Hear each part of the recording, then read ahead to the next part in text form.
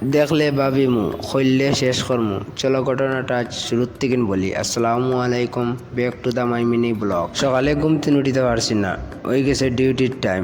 Ready হইয়া দোকানও I গেলাম। ওটারও কয়জন দেখি একটা গাড়ি আইছে ইন্টার ক্লিনিং কর লাগিন। পয়লা সামান জুগাইলাম, বাদে কামও লাগি গেলাম। গাড়ির ভিতরে দেখিয়া শরীরের নাট বলে গেছে টাইট, তার লাগিন আমি গাড়ির লোকে লাগি গেছি এলকু ফাইট। গাড়ির কাম শেষ হয়েছে না, লাগি গেছে ফেটের বুক। ফেটে কয় কিছু খাইলা, বাদে কাম করবে, সারা জীবন কাম আছে, এখন তুন চা খাইলা। উঠিতে খামো লাগি গেলাম। গাড়ি এখন আর খাম তোরা বাকি রেছিল, গোসাইয়া শেষ করলাম। গাড়ি খামটা শেষ করিয়া কই তোমরা ফাইনাল একটা ভিডিও দেখাই, দেখলে তোমরা বুঝতে পারবা খাম আমি করছি কিতা।